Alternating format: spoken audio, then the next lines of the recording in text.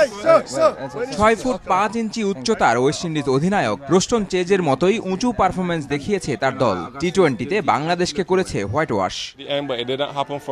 2016 সালে টেস্ট অভিষেক হলেও টি-20তে 2021 সালে অভিষেক চেজের। সেখান থেকে দলটির নেতৃত্বে আসা বার্বাডোজের এই ক্রিকেটার চট্টগ্রামে সিরিজের শেষ টি-20 রাঙিয়েছেন ব্যাটে বলে। উইন্ডিজ দলে বর্তমানে আগের মতো তারকার ছড়াছড়ি না থাকলেও চেজের মতে ধারাবাহিকতা ধরে রাখতে পারলে ক্যারিবীয় দলে তারকার উত্থান ঘটবে আবারও।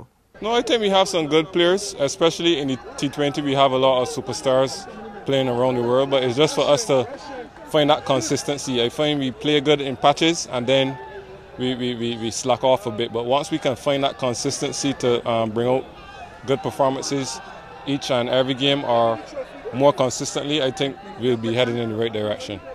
ওয়ানডে সিরিজ হারার পর কিভাবে টাইগারদের মাটিতে নামিয়ে আনলেন সেই রহস্য জানালেন চেজ। বললেন 2-1 ব্যবধানে ওয়ানডে সিরিজ হারের পর টিম মিটিংয়ে ভুলগুলো থেকে শিক্ষা নিয়ে ঘুরে দাঁড়ানোর পরিকল্পনা করেন তারা। টি-20তে 3-0 ব্যবধানে জিতবেন বলেও লক্ষ্য ঠিক করে West Indies.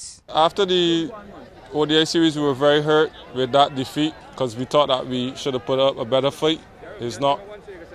We're not totally vexed about losing, but it's how we lost, especially in the last game. We just rolled over. So then we had a meeting and we vowed to ourselves that we will come and win this series, but we also wanted to win it 3-0. It's usually a pitch that is quite hard to start on, but once you get in, it's a pitch that you can play your strokes on.